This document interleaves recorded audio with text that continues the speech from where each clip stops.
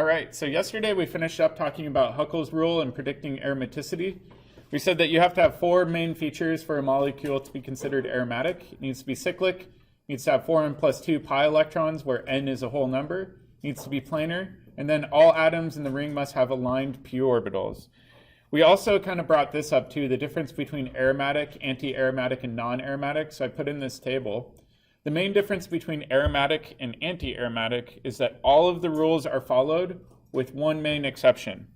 That main exception is anti-aromatic molecules, instead of having 4n plus 2 pi electrons, they have 4n pi electrons, and that actually makes them less stable than we would otherwise predict. So anti-aromatic molecules are still planar, they're still cyclic, and they still have aligned p orbitals, but they have 2 fewer electrons than an aromatic system. A non-aromatic system will break any of the other rules, meaning a non-cyclic system, something that's non-planar, or something that doesn't have aligned p orbitals. We went through a handful of examples where we looked at various hydrocarbons. It's important to remember that you can have more than 6 electrons or fewer than 6 electrons. It just needs to follow the 4n plus 2 rule. And so we looked at some examples here. And then we said in this example on the top right, where we had 4 pi electrons, that was anti-aromatic, and it's so unstable that it tends to do Diels-Alder reactions with itself really, really quick. And then we also looked at, well, what do you do if you have a non-carbon atom in the ring system, meaning a heteroatom? So in some cases you count the lone pairs, and in other cases you don't. What's the quick trick for remembering? Does anybody remember? You can count 1 lone pair, but never 2 lone pairs on one given atom. So keep that in mind when you're looking at them. All right. So today we're going to finish up by looking at the reactions of benzylic carbons, which is kind of different. So then the question is, well, how do we define what a benzylic carbon is? So let me give you an example. A benzylic carbon is going to be this carbon immediately adjacent to an aromatic ring.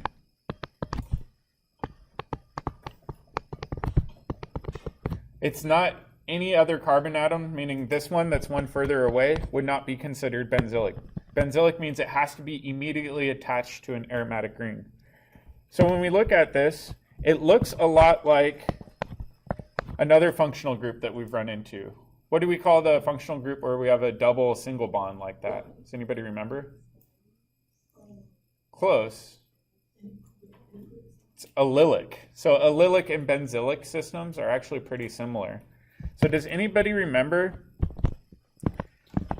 if we have a system like this, how do we put a bromine on an allylic carbon?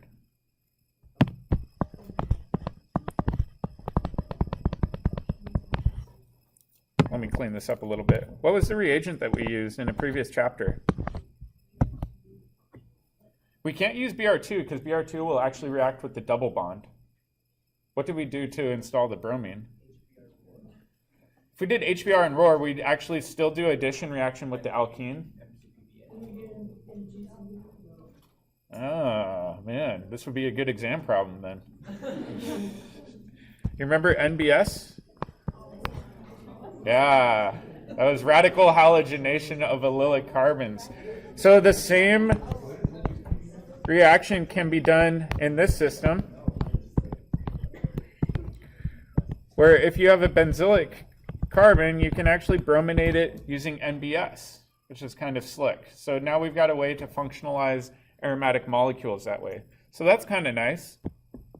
All right, let's take a look at oxidation reactions.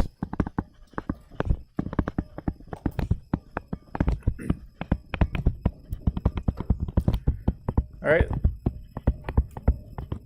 The oxidation reaction of benzylic carbons, luckily, is pretty straightforward, and we're not going to cover the mechanism. In fact, the book doesn't even show the mechanism. But what's this starting molecule called? Toluene. And if we think about the benzylic position is going to be this carbon right here in toluene, right? What we can do with this molecule is we can oxidize this, and we can change it to a new molecule. What's this one called? Benzoic acid. So we can interconvert toluene to benzoic acid. And in this case, it's kind of unique because if we find the oxidation number for this, the oxidation number is -3. And then the oxidation number for this carbon is +3. So we're doing a 6-electron oxidation. That's a pretty strong oxidation, right? So are we going to need a strong oxidant or a weak oxidant to accomplish this? It's got to be really, really strong. What's the best, strongest oxidant we know of? Chromic acid. So another way of making chromic acid was Na2Cr2O7, H2SO4, and water. Do you remember using this as an oxidant for alcohols? It also works for benzylic carbons, which is kind of slick. All right. Another alternative that you may see listed instead of chromic acid is using potassium permanganate. So that's KMnO4. Water and heat in step 1. And then in step 2, because it's an acid, we need to ensure that it's protonated. So we can treat this with H3O+. So either one of these options can be used to oxidize benzylic carbons. All right, let me put up another example.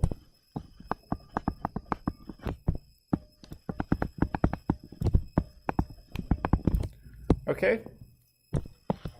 In this example,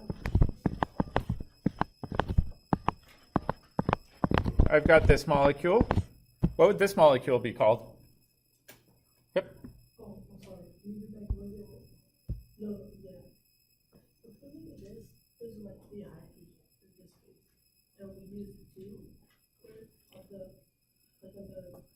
So the question is, where are the hydrogens that were on the benzylic carbon? Yeah, We're not going to go over the mechanism for this. Unfortunately, I don't even know the mechanism for this one. Yeah, I would have to look it up. It's a good question, though. All right, so let's look at this weird example. What's the starting material called? What's the parent? It's just going to be benzene as the parent, right? And what group is coming off of it? Tert-butyl. So we could call this tert-butyl benzene if we wanted to. Okay, so let's say we try to oxidize this. We know we've got this benzylic carbon right here. We could say, well, let's treat it with our strong oxidant, Na2Cr2O7, the sodium dichromate, H2SO4, and water. And we'll try to really oxidize this. Do you think it will work? Why or why not?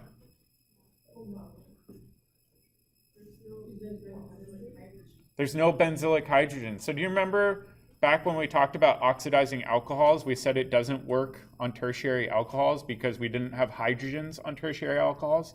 Same thing is true here. The reason it doesn't work is that there are no benzylic hydrogens.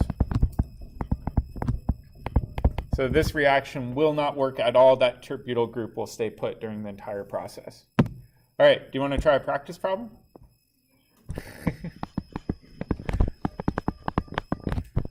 All right, so let's try this practice problem.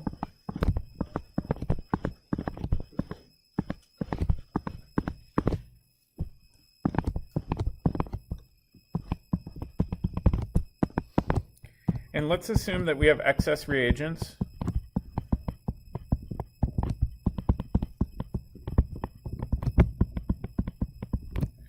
What would our product be for this reaction? And I'll make this worth 4 points. Check with your neighbor and see if you agree.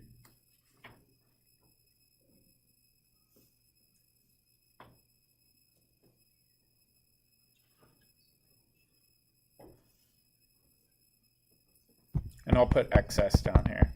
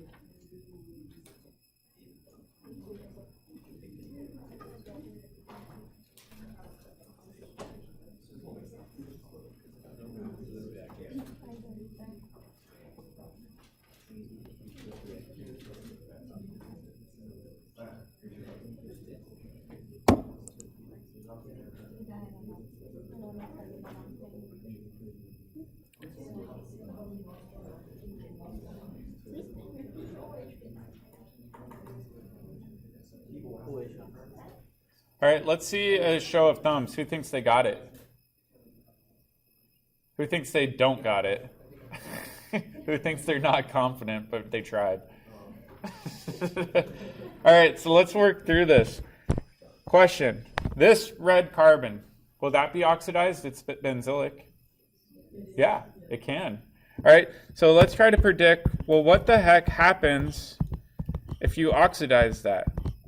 It's kind of weird. It will always become a carboxylic acid.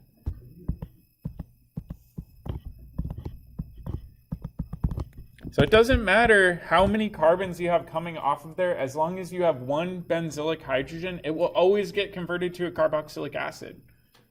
Question is, where did the other carbons go? Don't worry about them, they're just gone. All right, let's go to the next one. Will this carbon get oxidized? It's benzylic, why won't it get oxidized though? Yeah, no benzylic hydrogens.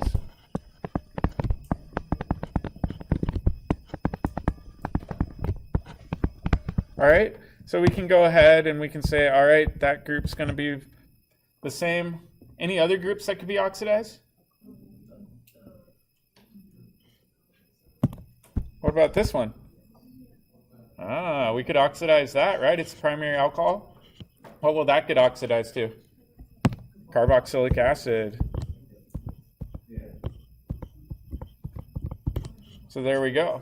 So we could actually oxidize two different positions in this molecule. Yep. So when we looked at this reaction with alcohols, Mhm. it would turn that into a ketone. Why, in this case now, does it become a carboxylic acid? So it will turn secondary alcohols into ketones. Primary alcohols will get oxidized to carboxylic acids. Here, let's go back real quick.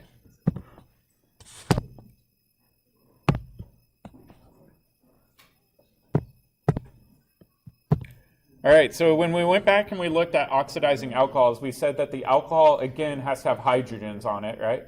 So we had the green hydrogens. Primary alcohols, we can oxidize once to an aldehyde using what reagent? PCC. And then we can oxidize even further to a carboxylic acid using chromic acid, right? But in that case, it gives you the carboxylic acid. Underneath here, we said secondary alcohols, if we oxidize them, will then become a ketone because you have two different carbon groups attached. So it's not considered a secondary alcohol, the isomer? So let's go back on up. Oh, I see what you're saying. That's a good question. So the question is, why doesn't this become a ketone? Yes. That's a really good question. I'm not entirely sure why. I just know it becomes a carboxylic acid. Okay. Yeah, great question. All right, so you can see this is a pretty useful tool. I'll show you how this is useful for synthesis.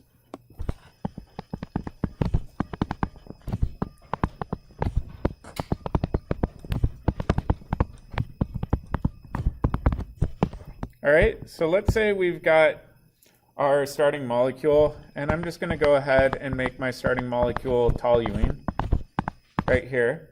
We now have two different reactions we can do with this.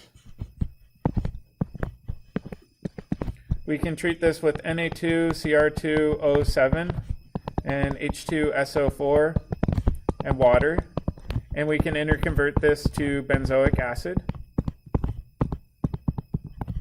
That's kind of cool. So now we can functionalize that. We can actually do two different reactions with this.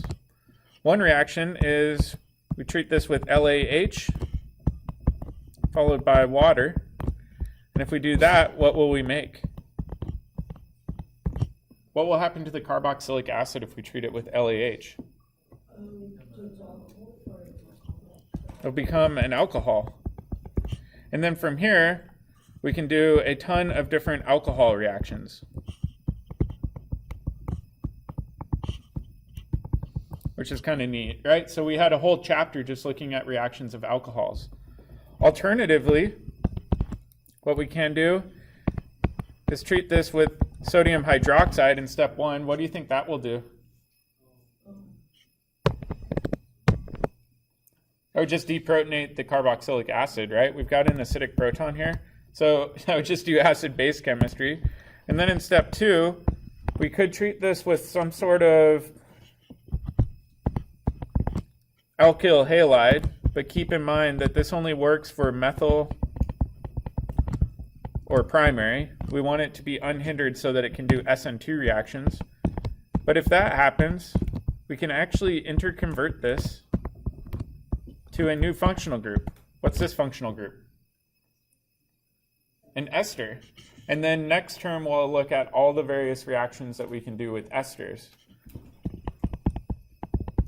All right, so that's kind of neat.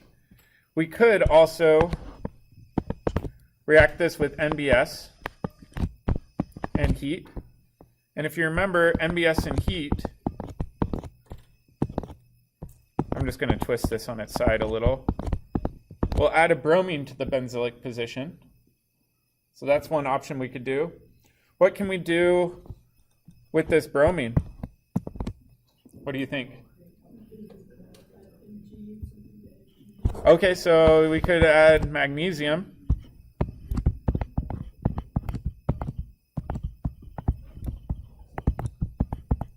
And then once we have our Grignard reagent, we can react this with a variety of different reagents. We could react it with something like an epoxide. We could react it with a ketone. We could react it with an aldehyde. Or we could react it with an ester. So we could do a variety of different reactions with that Grignard reagent. That's kind of neat. All right, what else could we do? Think way back to fall term. Yeah, we could just add a nucleophile. So if we just have a strong nucleophile, will this do SN1 or SN2? It would do SN2 if it's a strong nucleophile. What if it were weak? It could do SN1. So strong nucleophiles would favor SN2. Why would SN1 be allowed even though this carbon right here is primary? Resonance, right? If we had a leaving group fall off, it'd be a resonance stabilized cation. So we can actually observe SN1 if the nucleophile is weak enough. So we can do a variety of reactions with these starting materials. Yep. Yeah, so the question is, which one would you prefer to do, SN1 or SN2? It depends on the situation. Most people would just do SN2. Yep. All right, let's take a look at a couple other examples.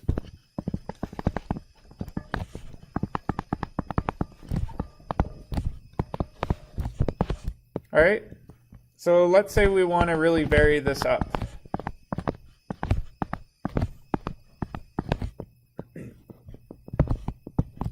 I could treat this with NBS and heat, and whoops, and we could brominate that benzylic position. What we could do is we could then do substitution chemistry. Would I want a strong nucleophile or a weak nucleophile for this sort of substitution? Why or why not? So let me give you an example product. Let's say I want to do this transformation. What reagent should I use? Should I use water or hydroxide? Well, let's take a look. If I use water, this could do SN1 chemistry, right? So SN1 is definitely allowable here. If I use hydroxide, though, we actually get a competing reaction that will outcompete any others.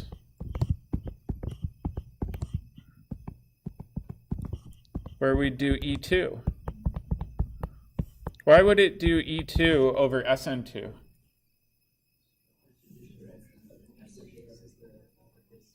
Acid base is the quickest. Why won't SN2 occur?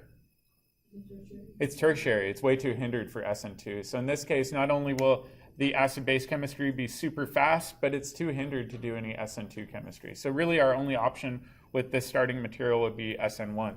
All right. The cool thing with this is we actually know how to do the reverse reaction. How do we go backwards? What do we do?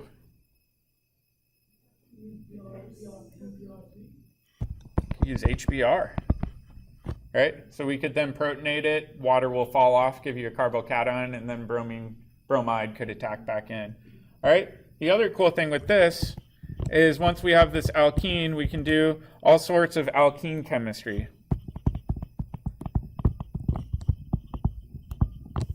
We could do addition chemistry, we could do ozonolysis, we could do reduction. There's a lot of different chemistry we've seen where we can start working with alkenes.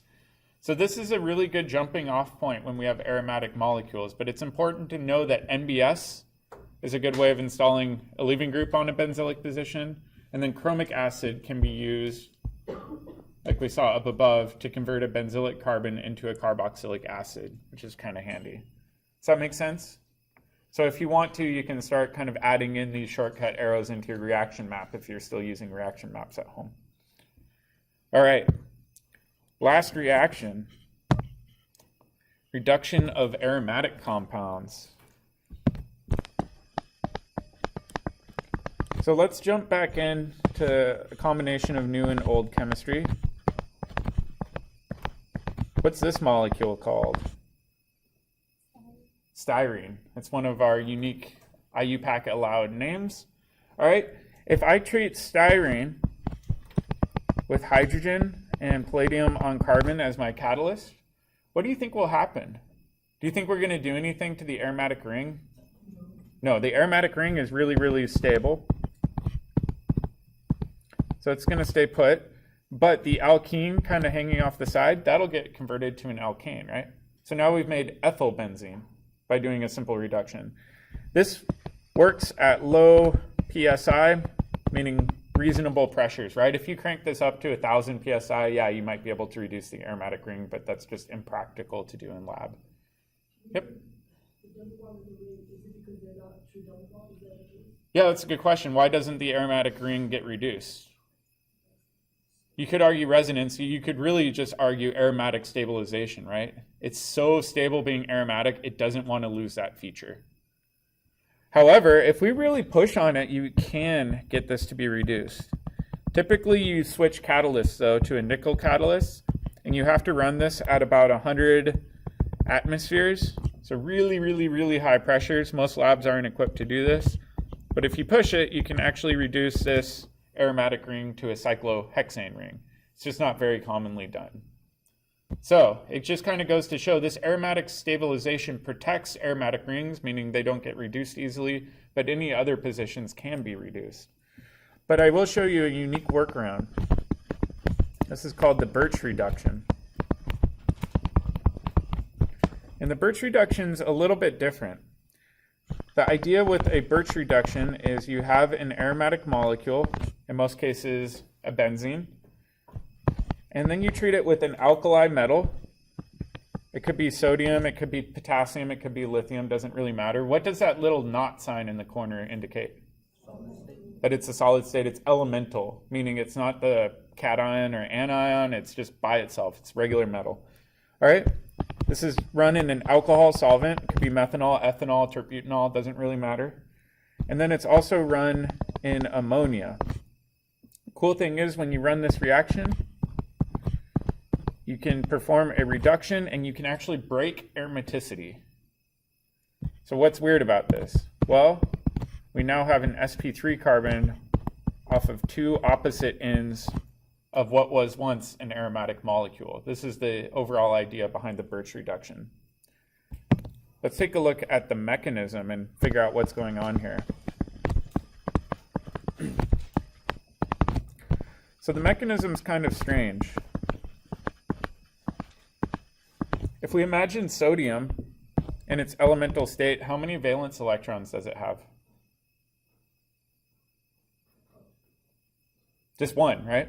So sodium, when it's elemental, it's kind of like a radical. It just has one valence electron just hanging out off the end.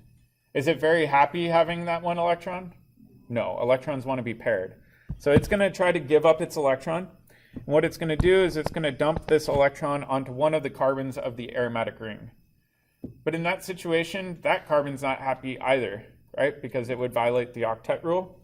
So we have to break this pi bond. But what we're going to do is we're going to break it so that electrons can always be paired. So we're going to break that pi bond so that one electron goes to the top, and then the other electron is going to go to the next door neighbor. But again, we'll violate the octet rule. So we have to break this next pi bond like that. So we've got a bunch of single fishhook arrows going on. So when we do this, we would then have a pair of electrons on the top, giving that carbon a negative charge.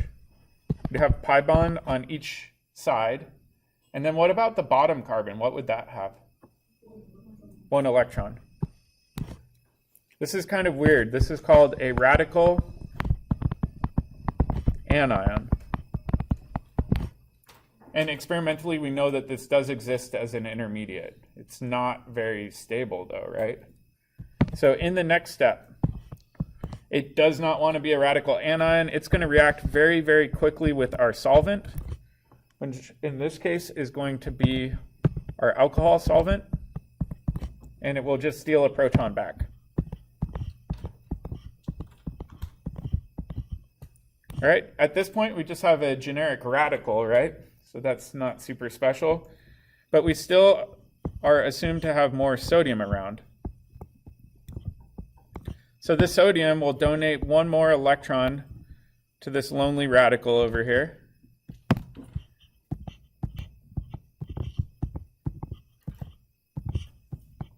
And it will convert that radical back to an anion through a single electron transfer. All right, and then next,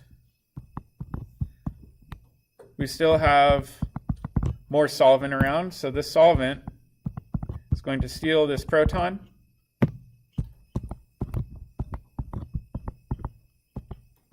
and give us our final product. Does that make sense? I know it's a lot of arrow pushing because it's radical chemistry. It is important to remember that the radical anion has the anion on the opposite side of the ring as the radical. I see some students try to put them adjacent to one another. So they say, well, why don't we have an intermediate that maybe looks something like this? Does anybody know why? Why isn't this an intermediate? You could show this as being a valid intermediate if you really wanted to.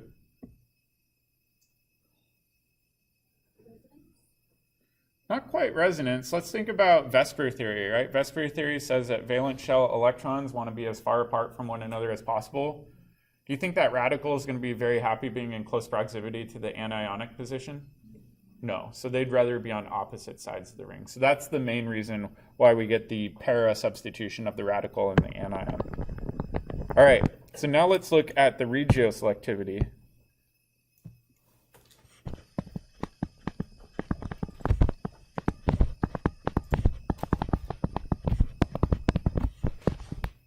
All right, the regioselectivity for these is pretty unique.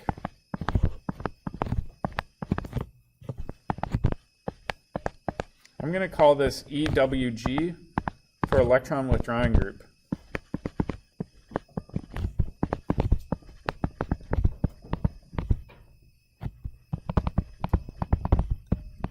And this is a group that pulls electron density out of the ring. And we're going to be using this terminology a lot as we get into the next term. So if we treat this with sodium or alcohol and ammonia, what's going to end up happening is the electron withdrawing group is going to stay put. But if you have this on here, you're going to get your double bonds in this position. And let's compare it to the alternative.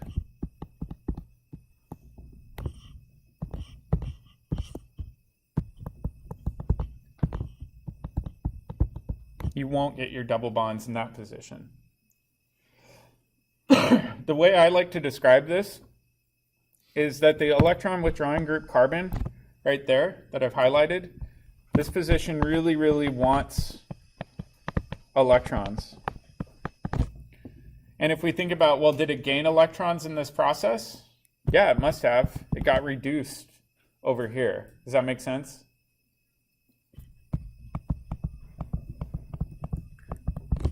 Versus this one over here, this was not reduced. Does that make sense? So that's another way you could use to identify these.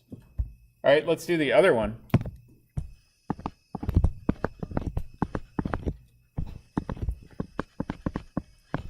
Electron donating group.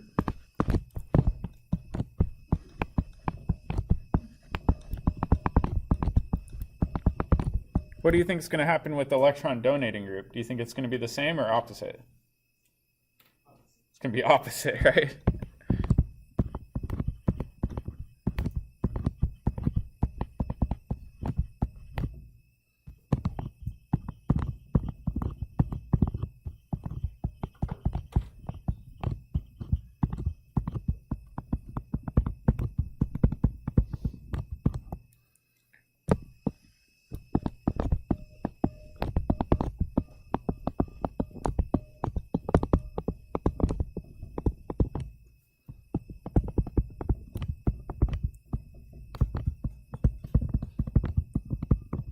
So really everything is completely flip-flopped. If we think about this, it's just going to have the opposite trend as the one shown right above. Does that make sense? All right, so let's take a look at an example problem.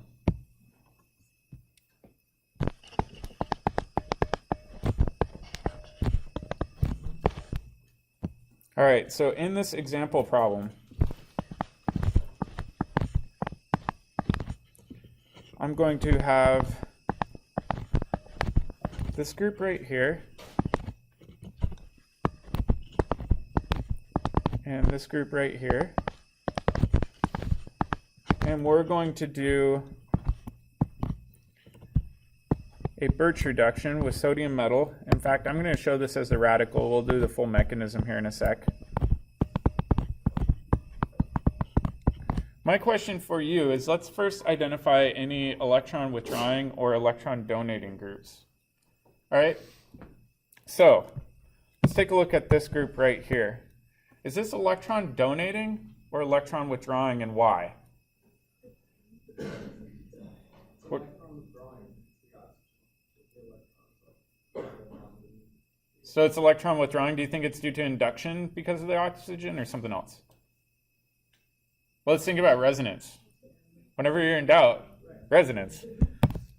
If we do resonance with this, see how we can pull electron density out of the ring up to the oxygen? That immediately means that this is an electron withdrawing group. So that's also what you're saying. So I think that's what you were saying originally. Yeah, that was what you were saying. So I've also heard students argue induction. Induction's not as strong as resonance. So resonance is the primary feature here. All right. So let's just label this, and we'll say, all right, quite clearly this is going to be an electron withdrawing group. All right, let's do this next one. Can we pull electron density that way, out of the ring system here? Is that allowed? No, that would violate the octet rule on that nitrogen, right? It already has an octet. All right, whoops. What about if we push this in? Is that allowed? Sure, we can kick that over, right? That is an allowed arrow pushing. Okay, so that means that this whole group over here must be electron donating. Does that make sense? So just look at resonance and ask yourself, when I do resonance, am I pushing electrons into the ring, or do I have to pull electrons out of the ring? Which way is allowed? All right, so now let's identify which carbon really wants electrons. Where do you think the carbon is that wants electrons? Yeah, the one right here, immediately attached to the withdrawing group. Okay, so I would make a note over here that this wants electrons, right? Because we said that the carbon immediately attached to the electron withdrawing group is kind of electron deficient. Okay, so now let's do arrow pushing for this. Okay, so we're going to go ahead and dump that electron all the way over. Let me fix this line. Then when we do that, we're going to have to break this pi bond like that, and then dump our radical at the complete bottom.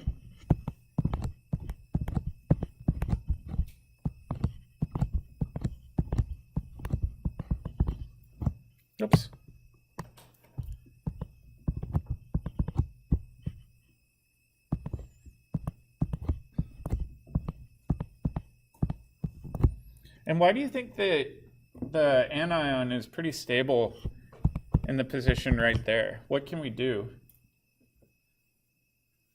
if we wanted to? Yeah, we could do resonance showing that negative charge on that top carbon being delocalized onto that oxygen, meaning it's incredibly stable in that relative position on the ring. Make sense? What's the next step? Yeah, we need to protonate with our solvent. So we can go ahead and we can say, well, this is going to steal the proton from our solvent.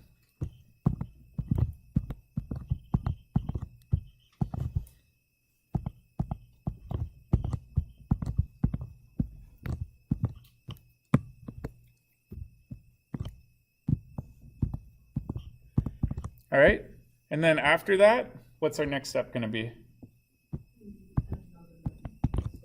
Yep, another equivalent of sodium will donate its electron to the anionic site, or sorry, the radical position.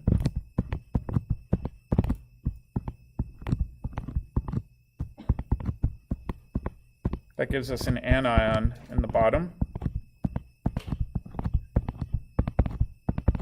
And then last but not least, we do our final proton transfer, where this anionic position will steal one more proton back.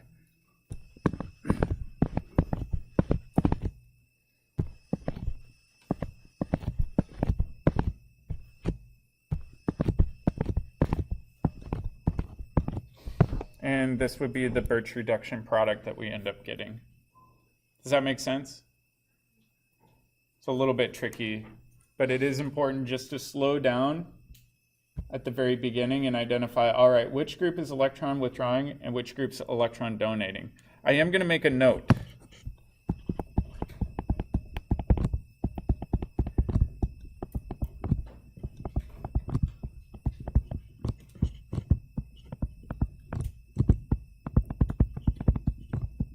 Hydrocarbon substituents like methyl and ethyl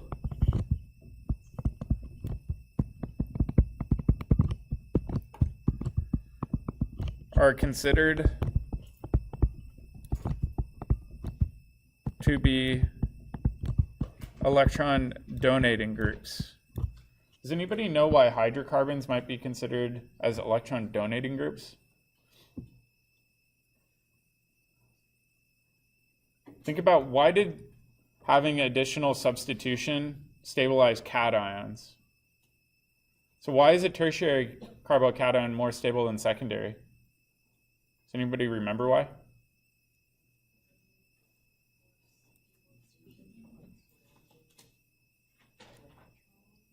So you're close.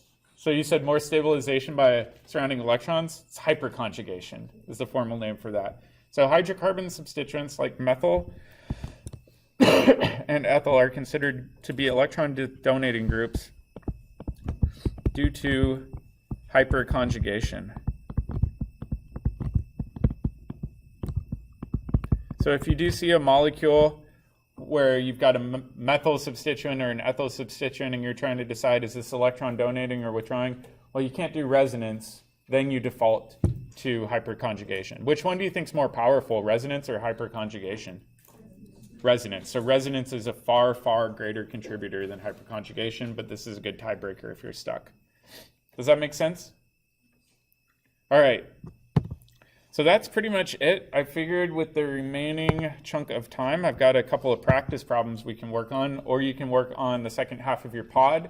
Second half of your pod will be handed in on Thursday. So just hand in your pod Thursday. You can email it to me or hand it in person. And then if you'd like, we can use the remaining time to practice some synthesis. It may show up on the next exam. All right. I'll float around the room, though, if you have questions.